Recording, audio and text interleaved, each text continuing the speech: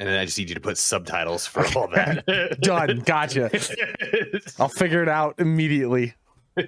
Welcome in, everyone. Happy Monday. It's just a bunch of hard R's. It just says beep. Oh, man. Oh, man. Happy Monday, everybody. Happy Monday, man. Start the week off strong. Power through. Yeah. Have you quit yet? Yeah. No, I meant like our... No. Okay. No. Hey, remember when I was like, I did it, guys. I walked in there. I said I quit. I still gave them like a month and a week notice. You're a wiener. I know. And I'm working like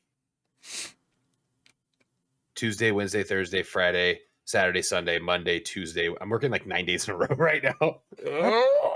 You know, the thing is that it's weird. It's a weird concept. We went through this whole process of being like, well, you know, you put your 2 weeks in because, you know, that's the right thing to do. And, you know, if you really think about it, what is a 2 weeks really? It's so they can replace you. It's so if you ever want to be rehireable, like in the future and stuff like that.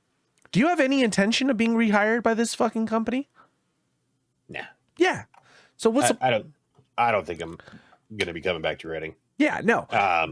But I will say that the radiology community, specifically like MRI, It's small. very small. So, but I mean, there's a difference. It's also like all I'm doing. It's not like the company really, like the CEO, like the people that I have the problems with, the doctors, they don't give a shit that I'm leaving. No. And the only people that really get harmed are my coworkers. Sure. By me like abruptly leaving. But it's also one of those things where if that being said, they're like, Brad's leaving. Just get it all out now. Anybody wants some time off? It's like, well, it's also one of those things too, where it's like, I think it's more or less of like, if you cut the umbilical cord quickly, rip that Band-Aid off type of thing, like there's maybe more change that can help your coworkers down the line. You know what I mean? If you just abruptly leave, you have no intention of coming back. Like, yeah, it's a small community and you can go to your coworkers and be like, I'm out. I'm sorry. There's reasons why I'm out of this. You know, I guess if it's a really bad situation, I guess if it's not a bad situation, you're making money, who cares? I don't think it's fair that companies can fire you in an instant without giving you a 2 week notice. Yeah. You know what I mean? So I just don't understand why you should give companies a 2 week notice. If you're just like, I've got another job, I'm going to go. Especially when people are like, well, it's for rehire. Well, the reason I'm leaving your company is because I have no intention of working for you. Like, you don't understand. I'm leaving because I hate it here. The idea of clocking in makes me nauseous well before I ever even get to work. Yeah. Oh, yeah. Yeah. See the doc's back? Did the doc come back? Did I see that correctly? Did he do a stream? Oh, I don't know if he did a stream, but he did like the chess and checkers on the board, and everybody was like, who he's playing against. He kept showing like little children and stuff, and he is like, somebody called it. They're like, his only option is to lean into this, and make it seem like this is all like a big thing. And he's absolutely 100% doing that. He's almost taking on like an Alex Jones persona, if you will. Like the character isn't a character anymore. He's just like, this is who I am. And then after like all of that and everybody started talking about it, he posted another thing. It was like a crumpled up piece of paper that had his tweet on it. And it was sinking in the water with like a fishing bobber on it to signify that that was just bait to see who is like. People are like reading so much into this. It's like, stop. I mean, what else do you have to do at this point? Why not? Why not? I guess, but it's like everybody running in to be like, oh, you fucking good, blah, blah. You're still giving him engagements. Yeah. You're still like, like there's no such thing as bad publicity anymore. Yeah. Like he's still getting paid off your ass. Yeah. Yeah. And I think that's his thing. Like he's got enough money that he could be like, I don't really need this. Like he can change his stuff and just become a normal guy and just play video games when he wants. Sure. And now when he wants to take a vacation, he just has to put out some fucking shitty piece of art that everybody like, oh, you fucking piece of shit. He gets all this engagement. He makes his money. It's like, honey. And he's talking to his wife, not a 12-year-old. And he's like, we're going on vacation. Yeah. You know? I mean, again, what else do you have to do? You know what I mean? I think he's leaning heavy on the point that it's like he's bagging on people, or he's banking on people being like, well, he was only talking to someone. He never did anything. Like, you know what I mean? It's like, if that's your cope, good God. Well, I mean, for all the people that have the slick daddy tattoos, like there has to be hope because there's a really guilty part of me that hopes that somewhere down the road we find out that like this was all just a, you know, like I want to cut it off completely, but God, I loved that guy. That one fucked me. It's like big sad. It's like if you found out that Jason Williams was fucking traveling the entire time he was playing basketball. Yeah. You're like, God, fucking what? I knew he wasn't that smooth. He's white. Oh man, video games, dude. It's a whole nother beast. It's a whole nother beast nowadays. It's a scary market. Can we go back when breast milk controversy was the biggest thing? I don't know, man. I don't think I strive for drama. I don't enjoy drama in my life. I don't enjoy drama around my life. You know what I mean? But I understand why it's so addicting when it comes to like social media and shit like that. Because when your life is just the 9-to-5 grind and you're just bored out of your fucking mind, drama's kind of great, dude. You kind of look at it. Scanning my 13th fucking obesity. Shit. I immediately go to the group chat. Did you guys see that? Yeah. Yeah. Oh, you did? Okay, never mind. Yeah. Just keep doom scrolling. Yeah. Every time something interesting comes up, my life becomes more interesting. Yep. That's exactly right. And it's not enhancing my life. It's not enriching my life, but it's just, I think it makes me worse. Oh yeah. 100% makes me dragging me way down. But it breaks up my monotony. You know what I mean? It sure does. And it makes you go, yeah, but does it really break up your monotony, or does it just kind of like, it's not me. It's like a Pavlovian response. It's not. Maybe at one point it broke up the monogamy, but now we're just programmed to like, oh, that's nice. It wasn't nice. We're not the dog getting the treat anymore, but we're just still drooling. Maybe. It is very Pavlovian. I'll go get some fucking tinfoil right now. Just ringing bells. I'm fucking Hector Salamanca for fucking Breaking Bad, but I got 2 bells. Yeah. Did you ever hear that thing where it's like they were doing like you get dog clickers or whatever, and every time that you think something happy or something funny happens, you click the dog clicker. You literally can Pavlov yourself. And people were doing that, like, swear to God, there was like part of like this whole psychiatric fucking work or some bullshit like that. But people were like, every time something funny happened, they would click this fucking thing and they would send these clickers home with these people. And every time they felt happy, these are like the most depressed human beings on the planet, right? But every time I fucking hope so, but I'm also kind of thinking about getting one. I swear, if all I had to do was every time something funny or happy in my life happened, I just clicked it. And then when I was starting to feel down or whatever, I just click a dog clicker. And then I'm just like, Meanwhile, I've just been staring at mine, waiting. Please. I'm clicking and nothing's happening. Oh, man. Oh, it's good being old. I now understand more and more every day that I wake up and like time goes on just that much more. I understand why my dad was so jaded at the world all the time. You know what I mean? I think a lot about the meme of like Rugrats and like looking at the adults and like, oh, they're so old. And then like, but take a look at them now. Mm-hmm. Don't they kind of just look like you and your friends? That picture from Rugrats where they're all in the pool or whatever, Yes. and it's like that's what you talk about. They also went back and someone was like, "Hey, just so everyone knows, Stu Pickles and like his friend group was like 26, 27 in the show."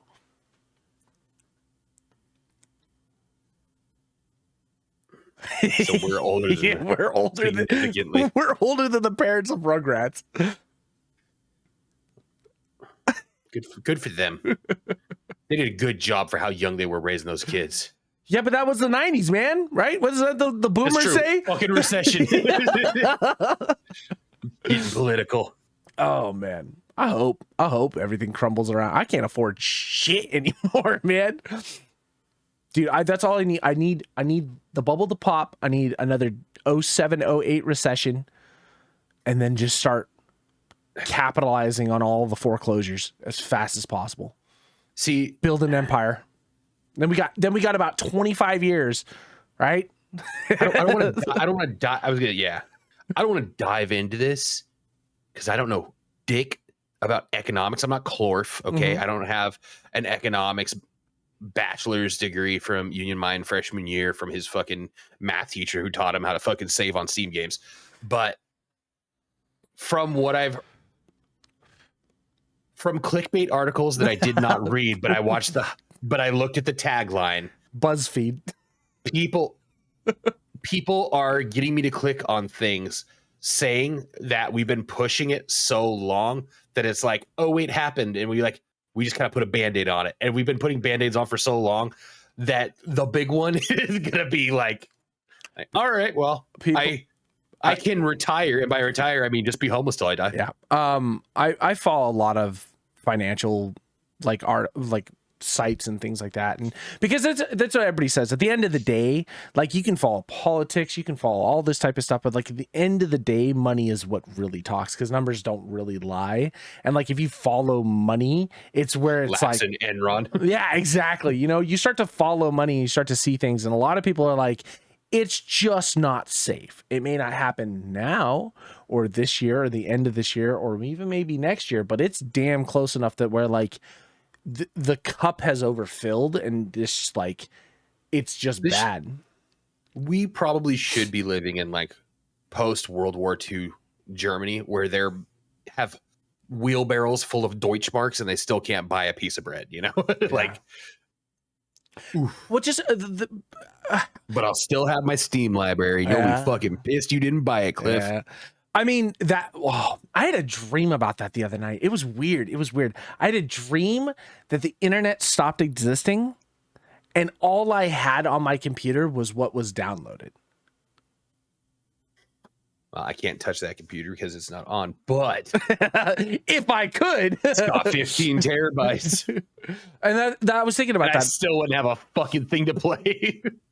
I was thinking about that. I was like, man, if the world ended and you were stuck with one game for the rest of your life, or a handful of games, say 5 games, what would your 5 games that you would always have installed on a machine so you could always play it? And they would have to be offline games, right? There's no internet. You can't re-download anything, so they don't need to necessarily be single player, but offline games. What would you keep in your top 5?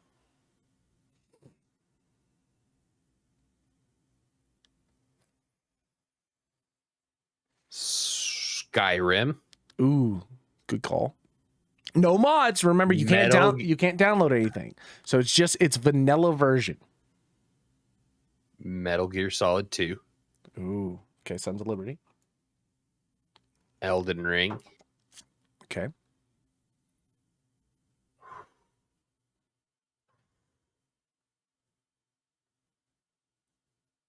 Single player Tarkov. Okay.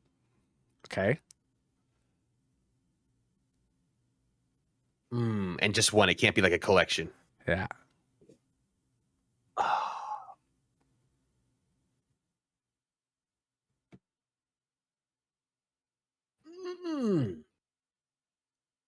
There's so many choices, and this is a hard one.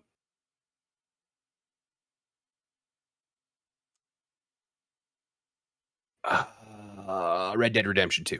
Okay. God, I really want to like throw in like a puzzle or a party game or something like that, but like it has to be single player. Yep. I want a big immersive story. I want options for my playthrough. Oh God, Cyberpunk would have been good too. I mean, I'm just almost looking for like longevity. If I'm going for 5 games, I'm also going to be looking for 5 games in 5 different genres, right? Like I don't want to have the same game just 3 different times, because then I'm just going to get bored playing one type of game, right? Like it's got to be like, yeah, I just couldn't think of like a good single player. Like what's yours? Come on. Okay. I'd probably do like 7 days, right? Because endless replayability, but that's just because I love that. Only you gets that, but okay. That's right. I would do fuck man. I would do maybe like Final Fantasy 12, maybe as like a JRPG.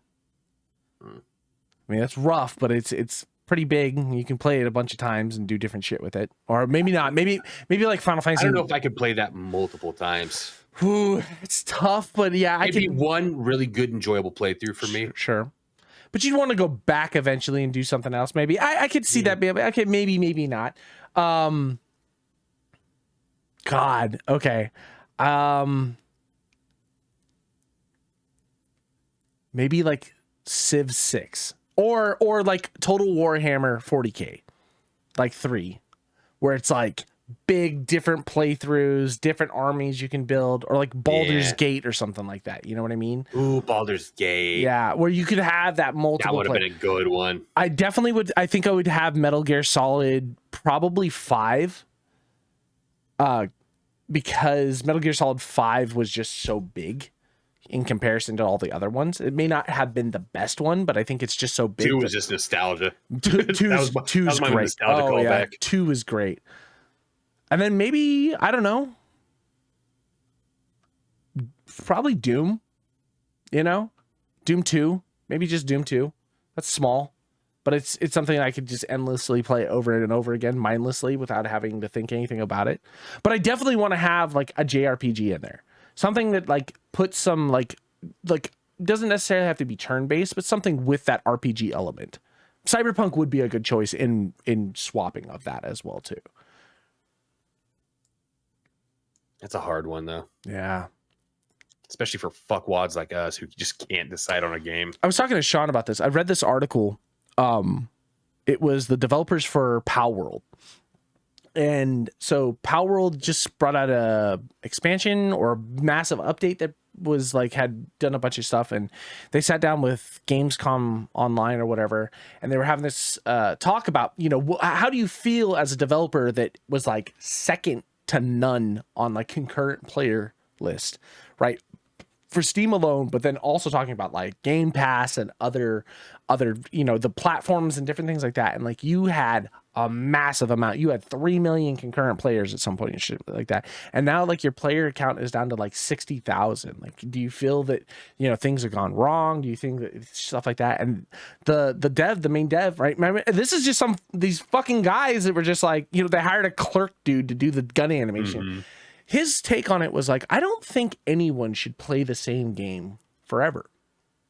He's like, It doesn't do anything for our industry.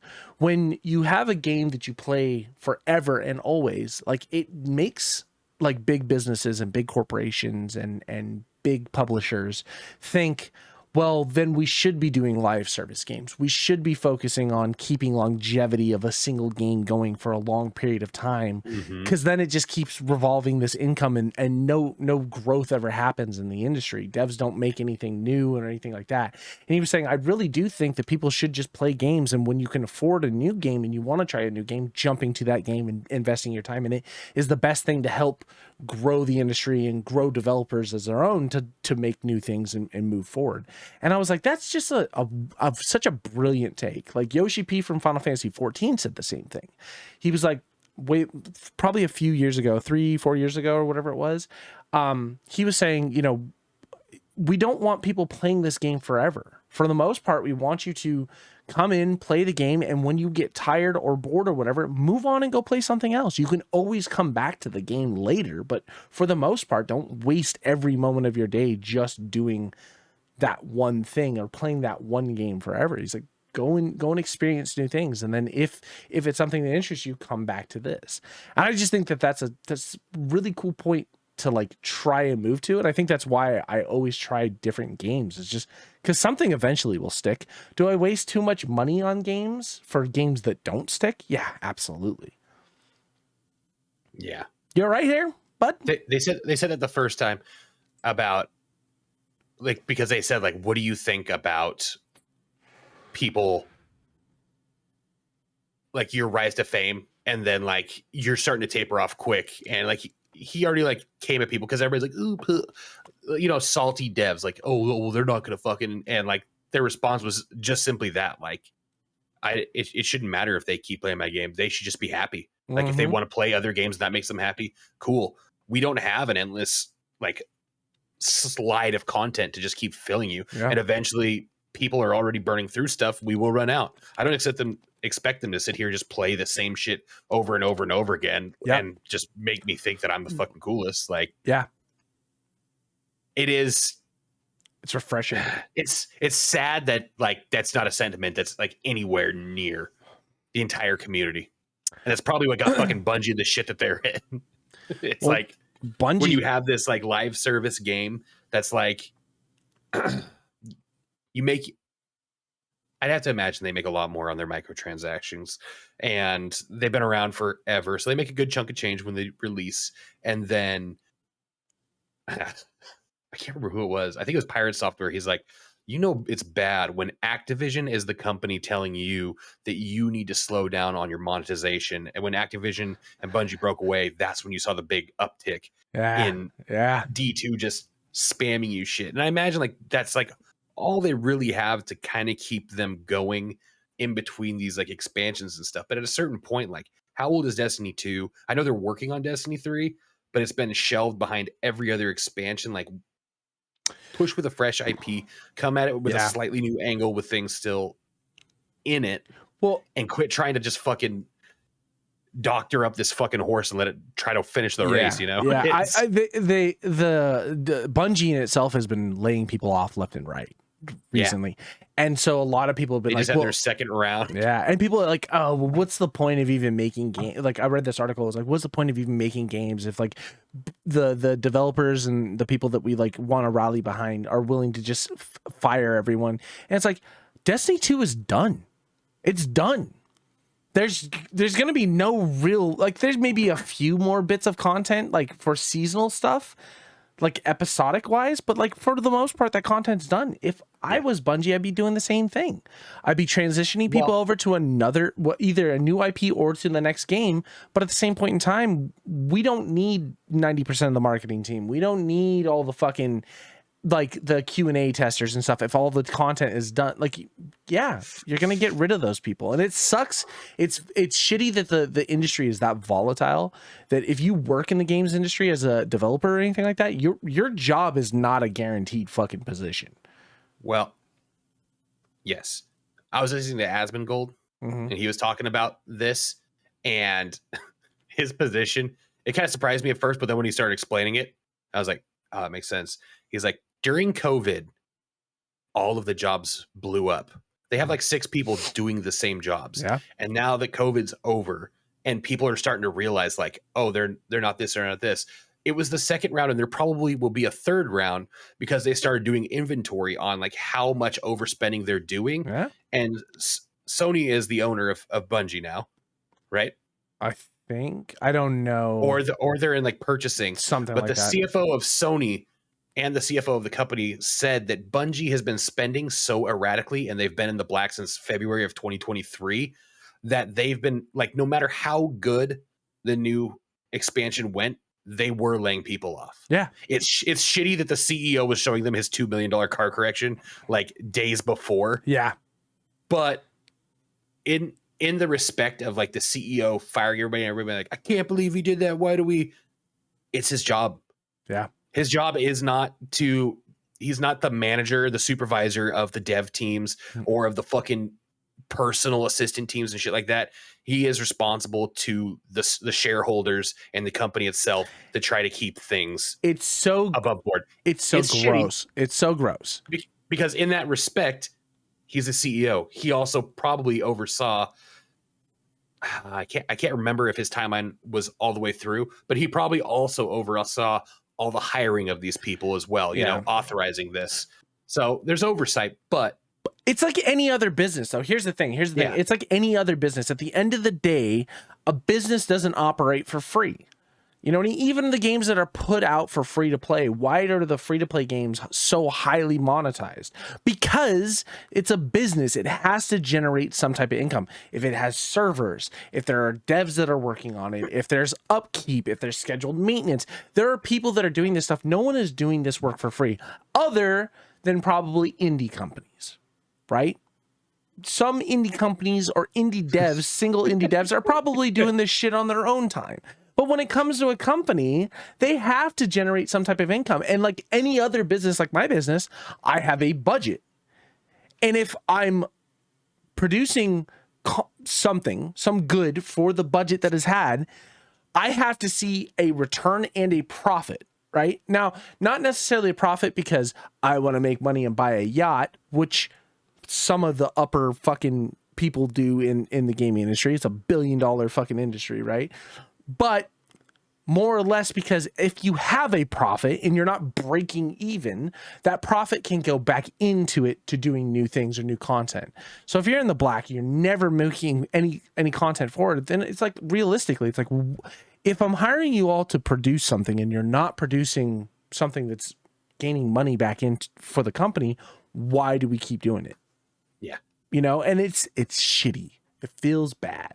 Feels bad because realistically, us the gamers are the people that fucking get thrown over, you know, 1-1 because we keep waiting for shit to come out and then we keep getting stuff. Studios cancel, studios close. Yeah. Or games get pushed and you get Redfall. You know what I mean? Yeah. And then you come to find out the entire team at Arcane Austin was like, we didn't want to make this game. And then Microsoft was like, okay, fine. Arcane Austin, you're gone. We're getting rid of you. Dissolved. And it's like, you know, that company made some of the greatest game, like Prey, like Dishonored. Like, you know, those guys can fucking do shit, but you forced them into something that they didn't want to do because they had to make money because of your acquisition to recoup some cost, and the whole dev team was like, yeah, we don't want to do this. It's like, well, all right, 70% of your company leaves at the merger. It's like, ooh, you know, there's got to be some changes. But then you see things in the gaming industry, it's like, because it's such a volatile industry, because it makes so much money, then you have people like what's his nuts making fucking Borderlands movie. Did you see the reviews? How 0% on Rotten Tomatoes? It's now up to 3%. Wow. Yeah, they're gaining steam. It is. The more I look at it, the more it makes me sick. People are saying. I read a lot of Paul Tassi. I follow Paul Tassi a lot. Do you know who Paul Tassi is? So Forbes has a section of Forbes that's specifically gaming, and then they have a bunch of people that write articles and stuff. Paul Tassi has been writing for Forbes for fucking ever, and he's a gamer. He's like a huge gamer nerd. He's like a big Destiny 2 nerd. Like, he just loves video games, but he also writes really, really good articles. And I was reading his article on the Borderlands. He's like, you know, making a Borderlands movie was going to be hard because I don't think there would ever be a good way of capturing the game and putting on like a screen. He's like, but the movie is just a bad movie. Like, if you took Borderlands out of it, the movie is just a shit movie. Hear me out. Borderlands movie, obviously it has to be completely recast. Yeah. All done in the same style as the Scanner Darkly. Oh yeah, without a doubt.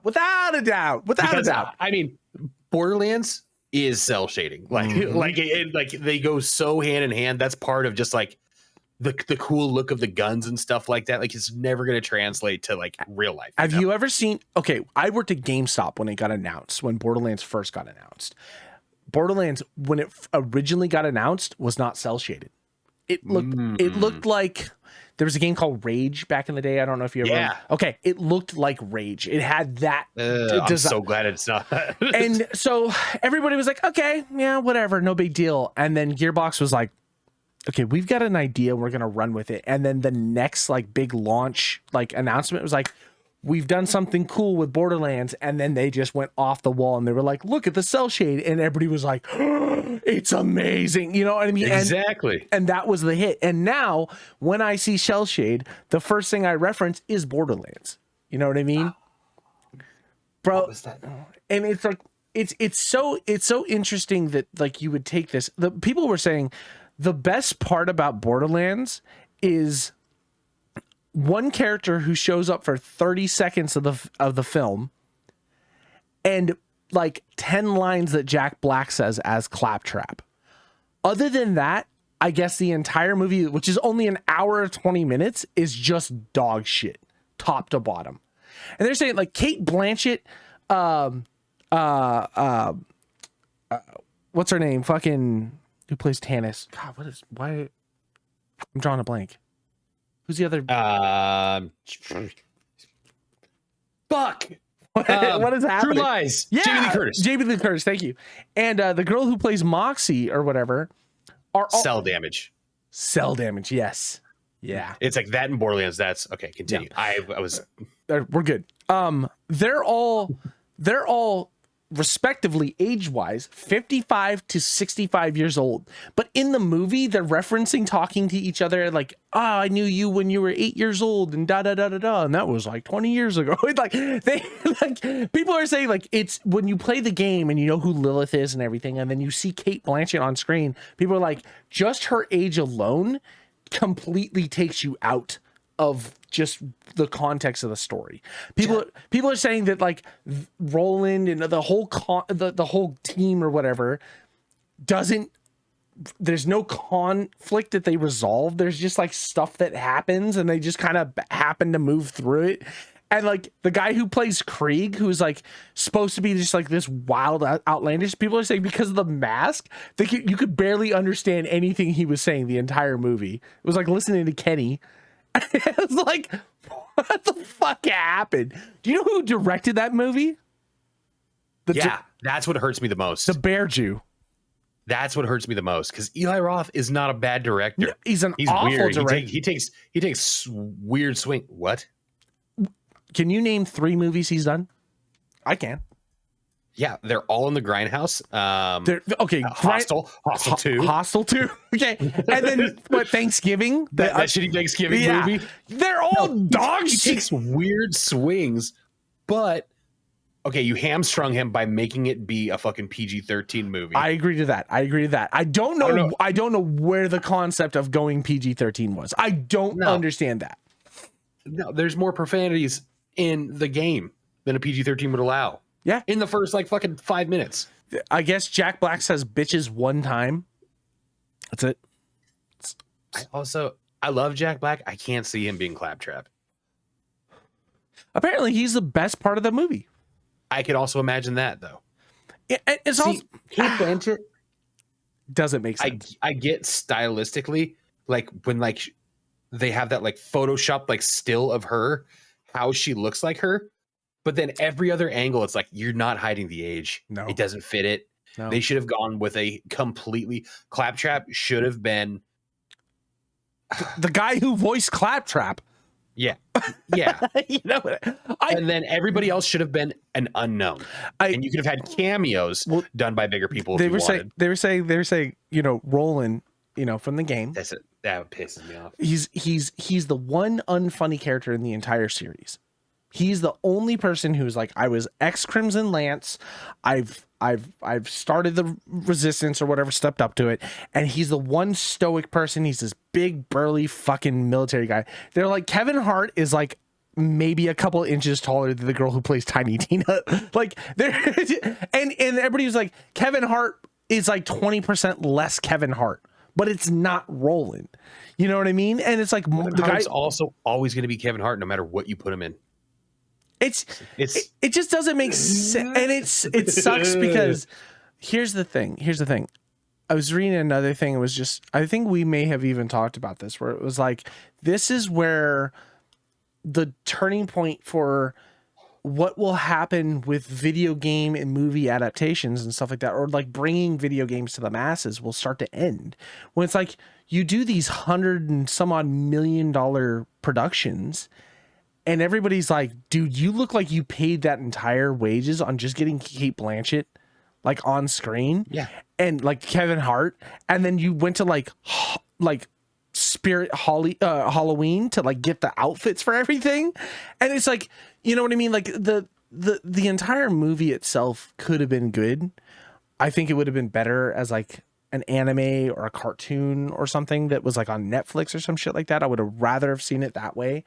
But even if you didn't do that, if you weren't trying to follow the story from the video games exactly, having a better written story would have just gone a million miles farther. And apparently they were like, if you could objectively look past the Borderlands and just look at it as a movie, it's a trash movie. Like, yeah. What? What I don't understand is how you could have just used the game as a script. Yeah. The game itself is fairly linear. There's not a whole lot of deviations. Like, you pretty much moving a thing. You could have used the game as a script. I'm sure Randy Pitchford would have just handed you whatever they did for the Borderlands game, been like, go for it, you know? it's like the same thing as Rebel Moon. When you watch it, you can tell they just threw money at it and they thought this is going to be, I know, and I'm pivoting. Okay. All right. I'm on the same page. It's like you could tell they had all the money for the budget.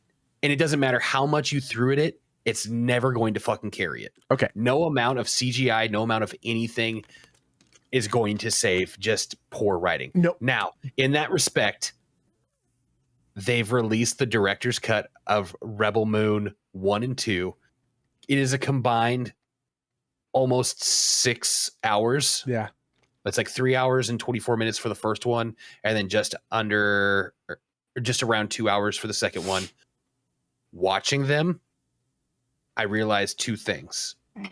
In the director's cut, one, the slow motion does have a point that you don't get in the original ones. Have you watched the director's cut? I've watched half of the first movie and was like, I'm good.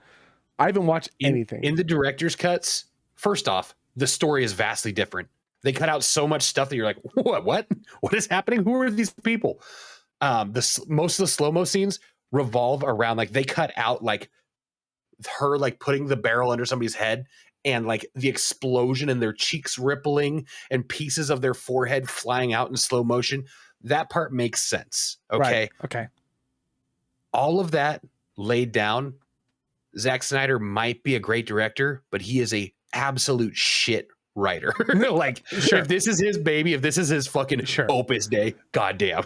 Okay. Like, also bad. So this is something that I realized with Rebel Moon, and especially with Zack Snyder, is his whole concept of just put movie out and then see how it does and then release director's cut. So because he said in the Rogan podcast that he automatically, the director's cut is the first cut. It's the first thing he takes. It's the version of the movie that he wants people to see. Okay. And when he takes it to them, he knows that they're going to like make cuts and say, this is too long, or we want it to be PG-13 for theatrical release and stuff like that. But it's always benefited him because his contract usually states that he gets like a portion of release, right? Right. So he gets to release a movie and then he already has a director's cut that doesn't take any extra work that he can also release. Okay. Now, that doesn't really translate to the age of streaming. You know? No, we're not doing DVD release. We're not right. seeing a theatrical release and then going and seeing it. If you're only releasing on Netflix, that doesn't make sense. And just like how much story is left out in this, in the difference between like the first one and the second one, it's like, why would you ever even put out the other one? Well, and that's the point that I don't understand. It's like, if the concept is like the point that you're releasing something and you're like, this is going to be shit, this is why I have a director's cut on the back end of it, then what's the point of releasing it? It has to be some game. There's no way you would be like, this is the final cut, and they're like, we're gonna make cuts to this, and you're like, do it because I got a director's cut on the back end. That doesn't make any sense either, unless it's the only way to, like, someone has to say something. It's like, okay, well, we'll cut this up because of the way we think it, and then we'll release your director's cut like 6 months later because we can keep people subscribed or whatever, and we'll just pay you extra money for that, right? So it could have that same kind of effect. Exactly, because he's not going to come out and be like, this is what's going on behind the shadows, right? Because then people are going to be like, we're not going to work with him if he's going to give away trade secrets. If it's all for monetization, sucking fucking more money out of you, the consumer, right? But, okay, so what I realized with something like Rebel Moon is that how many other movies are going to start taking the fucking early access effect of video games? You know what I mean? Like, at what point do we start to see that transition where we're like, we're releasing a movie, but don't worry, there's a director's cut behind it. Like, just wait 6 months and we'll be ready for you. Because something like the Borderlands movie, it went through different rewrites. There was a co-director that got transferred. They went to somebody else or some shit like that. Like, there was enough changes going on to that movie that it seemed like, I guess they rewrote the script like 6 different times. So I am sure there's a director's cut coming. Exactly. That's what because how bad this movie is, there's no fucking way that this was the final cut that everybody was like, send it. That's good. Love it. Give us the Snyder cut. Give us a Snyder cut of Borderlands. I love my favorite part of like reading some reviews is like some critics are like, I've never played the games, but this is just a terrible movie. And then the people are like, I played the games. Watching this movie made me hate the franchise. Oh man.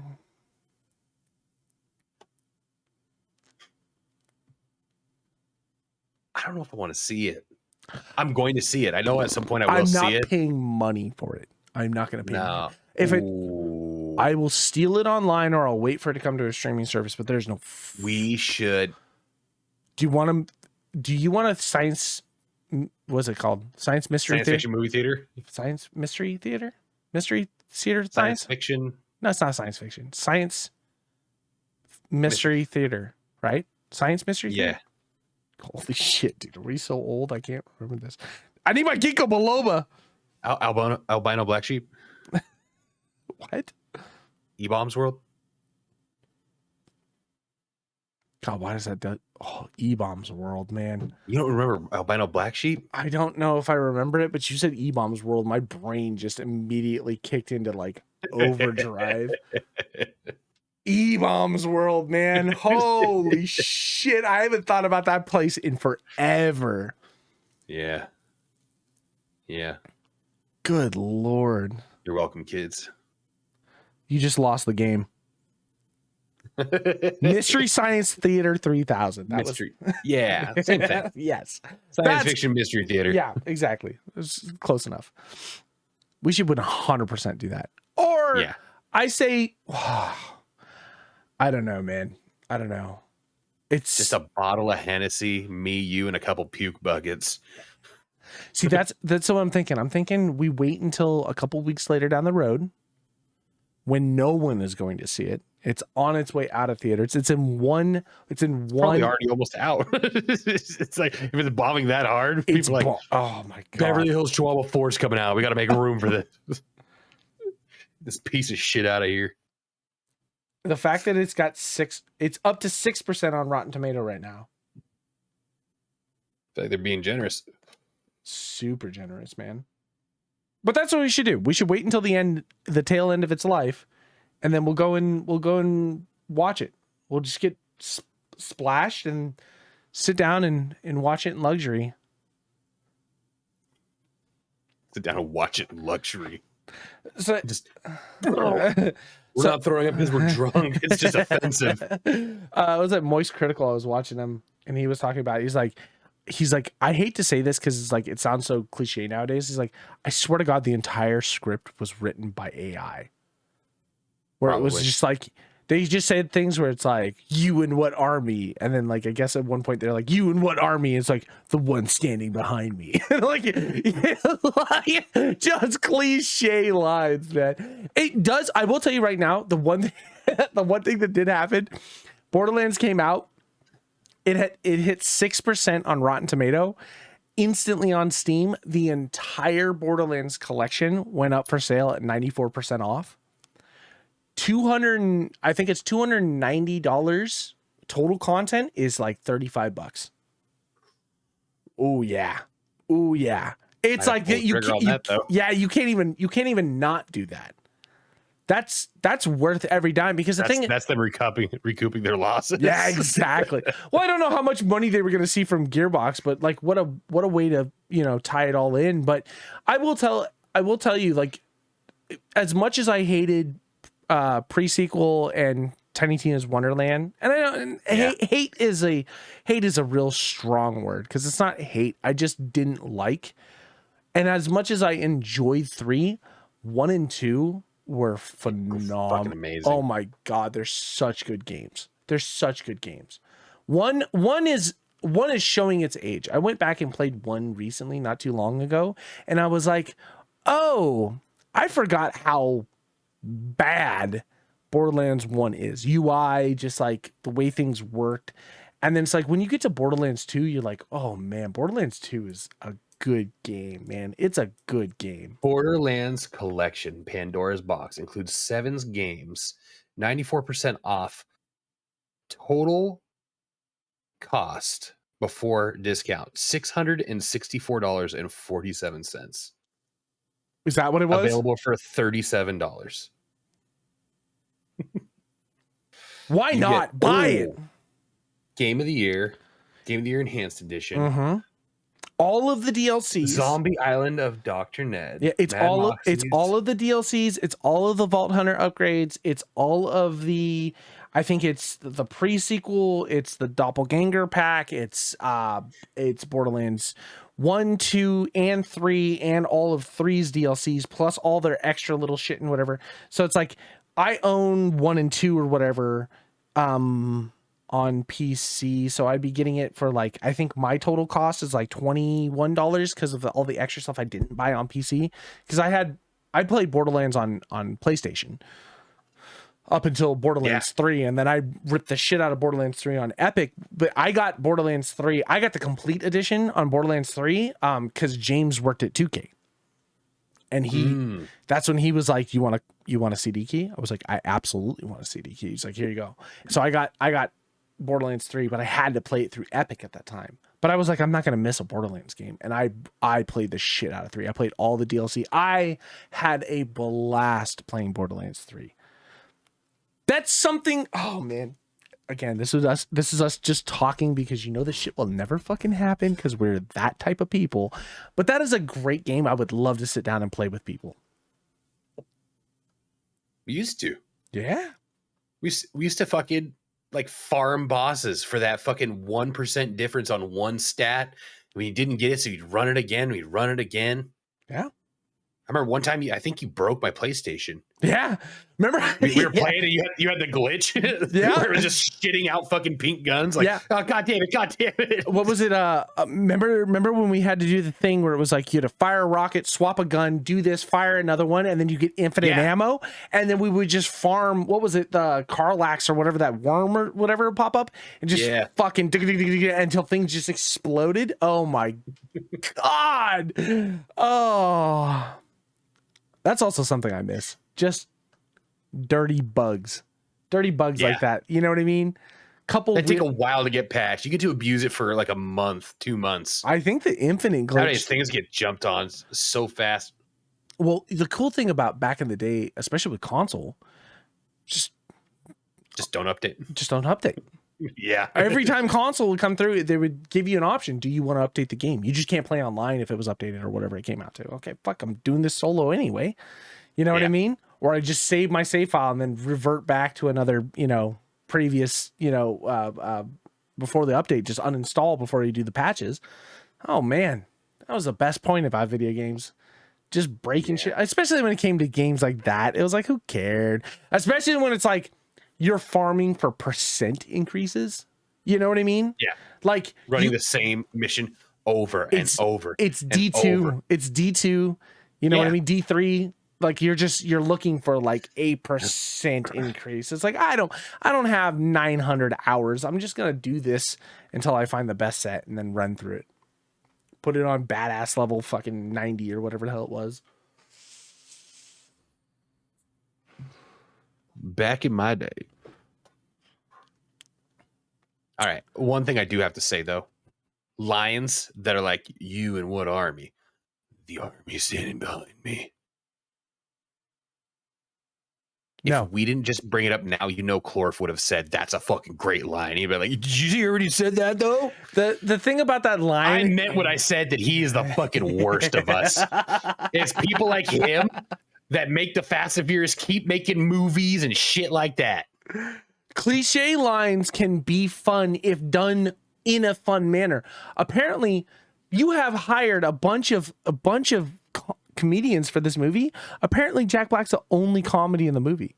The entire rest of the movie has no comedy in it.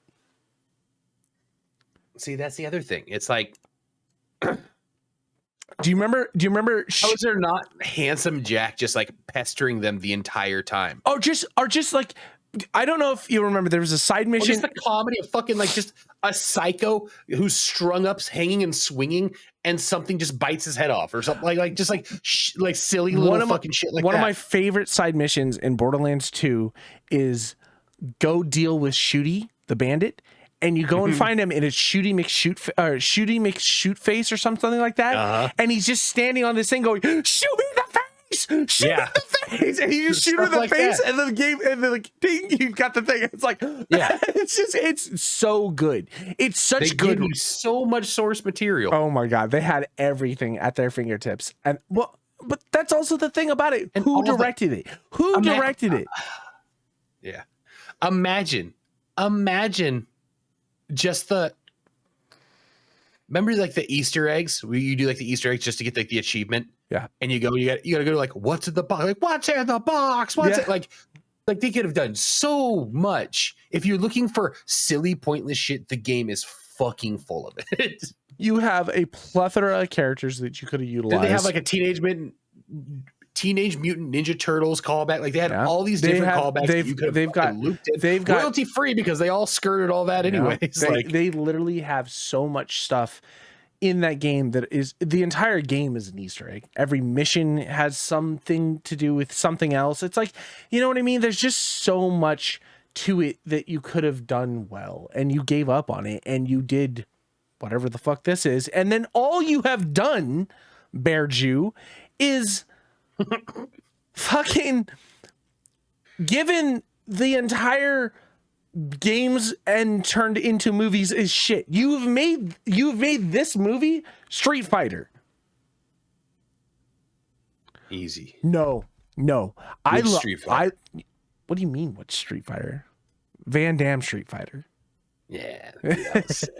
No, it is sick. It is sick. Rise of Chun-Li? No. Oh, yeah. Garbage. It's all garbage. But I mean, the movies themselves are... Van Damme's, though? Van Damme's is great for what it is. And the Super Mario Brothers with Jonathan Leguizamo? Get the fuck out of here. You don't touch the classics. Dude, the classics are good. But like that was the time when like video game adaptations to movies was dog shit, dude. They were so dog shit they're good. That's exactly right. But this is not. Now they're just dog shit. Now they're just dog shit. Exactly. It's like the Mortal Kombat movies. It was like my cousin animated Annihilation. He was one of the animators for Annihilator. He worked for Sony at the time, and he animated the Hydra at the end of the movie or whatever. And I was like, so how do you feel about that? He was like, yeah. Sony was like, just do it. And we're like, we don't have the funds to get the. They're like, we don't care, just do it. And he's like, okay, this is what it looks like. They're like, yeah, send it. And he's like, we had to sign off on that. Every single one of the animators that signed off on it was like, I probably won't go see this movie. Can you not put me in the credits at the end? Yeah, it's like, oh, dude, that's great. That's so bad. And it's like, you watch that movie. It's like that was that rough point in the 90s too. It was like when animation was trying, which still to this, I have this conversation with a lot of people. You know what's fucking wild about that? The 90s animation, and like, go back and watch Jurassic Park.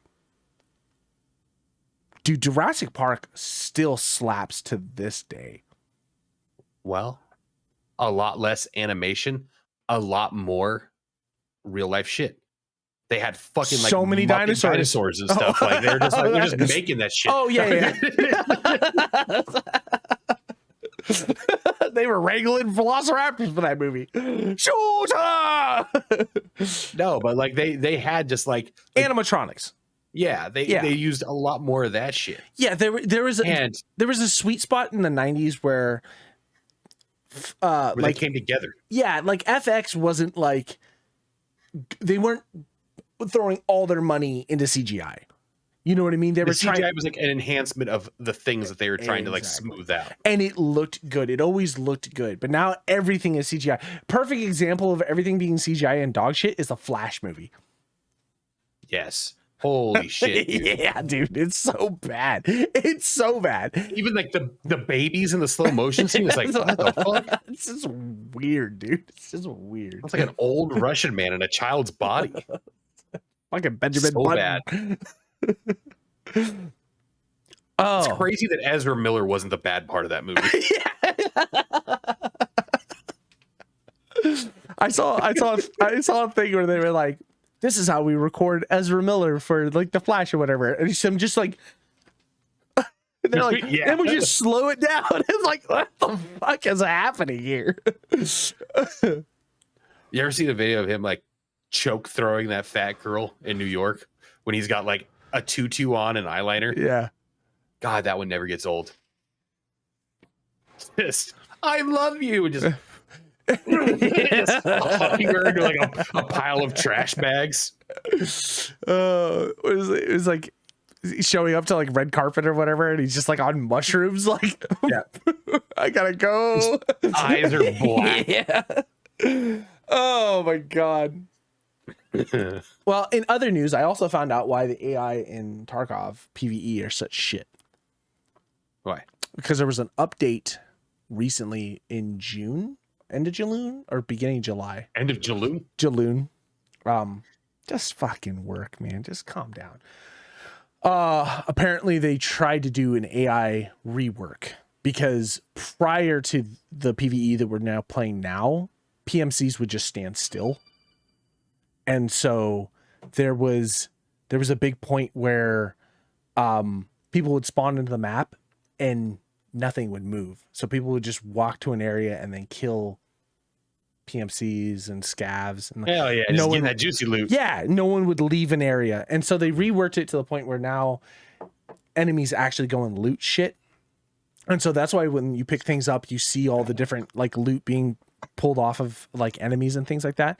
And now they run around the map, but everybody's like, this is broken. This is broken. And people like how we were bitching about it when we were in dorms and the goons showed up. By the goons. Yeah. And so Rye was talking about the same thing. When I was talking to Rye was like, dude, it's so fucking stupid. There's no reason I should be in, said place. And then the goons are pushing me all the way from Fortress.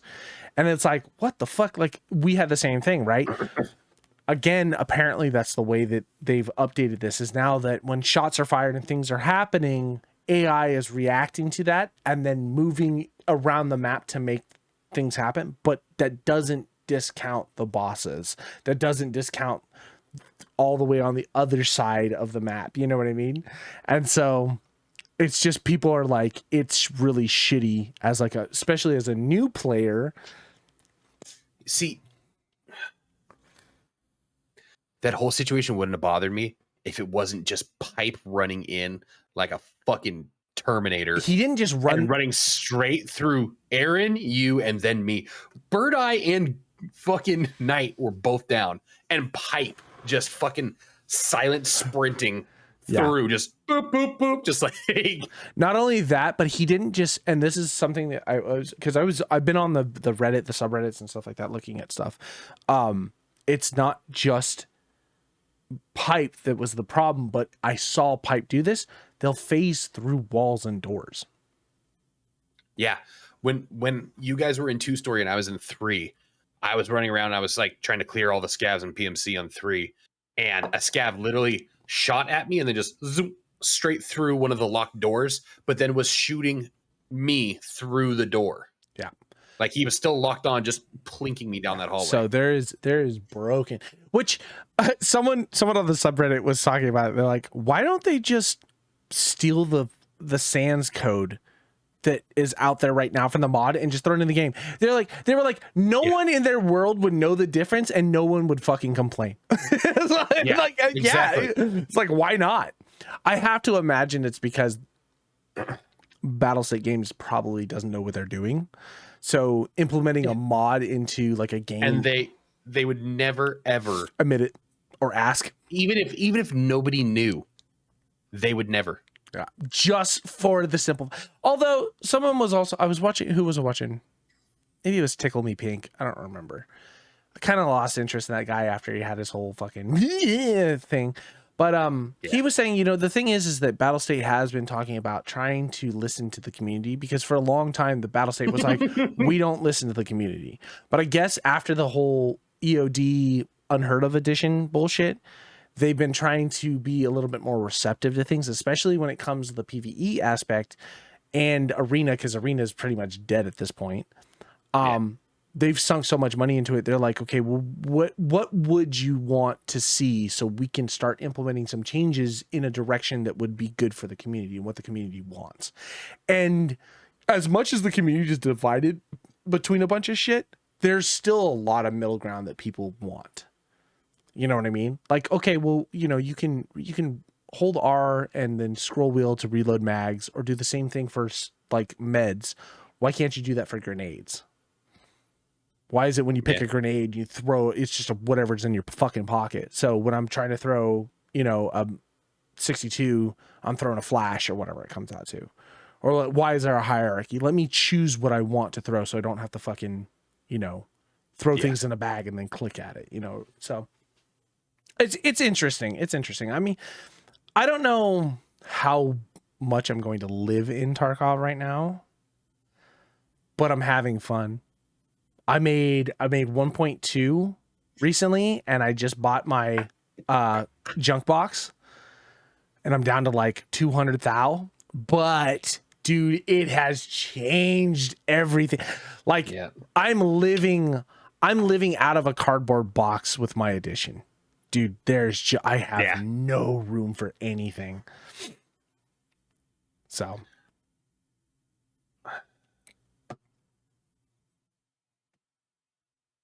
I'm playing it. It's fun. I don't know if I'm having fun, but I'm playing it. I get pissed off. I play a couple raids. I get pissed off. I fucking alt F4 and I fucking find stuff to start doing. And then not even a minute later, I'm like, you could win all that gear back. It's like a fucking junkie walking around away from a blackjack table after you're already down the house. See, but you're doing it the same way that you treat live. I'm treating it like single player Tarkov, and it's great. I'm just like, I'm done. I'm going to go do something else. And then when I come back, I'm like, it doesn't matter anyway because it's single player Tarkov. No, yeah. You know what I mean? It doesn't. Yeah. I just have that itch. No, but because one time I killed the goons. All 3 of them. Did you? Yeah. Show me the achievement. What? I'm chasing that fucking high ever since. No, not in this. Yeah, 6 years ago. We were around 6 years ago. No, but it's like that. It's like you walk away and you're like, yeah, that one sucked, but the next one could be better. That kind of shit. It's also one of those things where when we play together, we all have different styles that we play. Yeah, I'm the idiot. You are the people that died to Stank Rat. Yeah, 100%. That's why you hate him.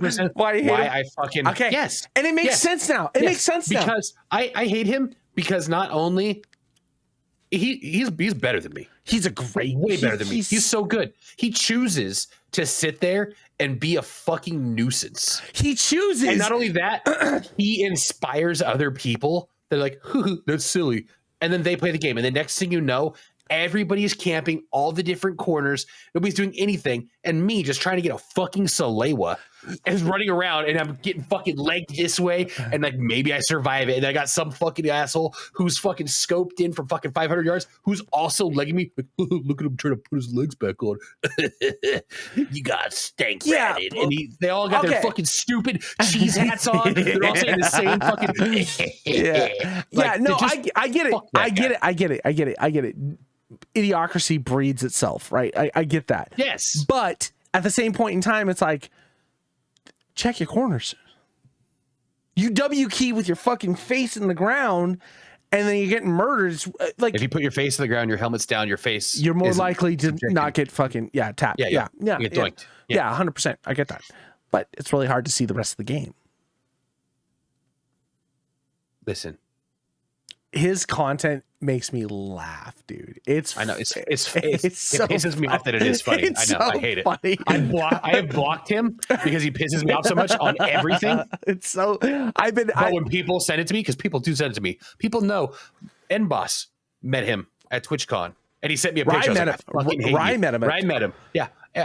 All these people, they send me his shit because they know I won't see it organically, just to piss me off. But it's not to piss you off, but it's like some of the stuff I was watching him do stuff where it's like, because he rats and he's got a 30-minute timer, and it's like, well, I mean, maybe we'll rat some of them, maybe we won't. I've been watching his, like, he's like streams where he's like cooking in his kitchen and making stuff, and he's like, I think I hear somebody. Like, runs over to his computer, like kills somebody, and then goes back to cooking. It's like, that's good content, man. That's just good, fun content. It's just so funny. You don't have to deal with this in PvE, though. You'll never have to deal with a rat. I swear to God, if I get killed by a fucking, and it pops up, stink rat. Yeah. Because there's swamp fox and there's other players in there. If I see fucking stink rat, that's when I uninstall. I'd love to see it. All right. Let's wrap this up. Goodbye, everyone. Have a wonderful week. Be good to your neighbors. I was looking over here. I was looking at the camera and realized I'm just tired. The camera's over here. Yeah. Don't forget, everyone. It takes 6 wipes to realize you only needed 5. All right. We're out of here. Bye-bye. I'm a human marker.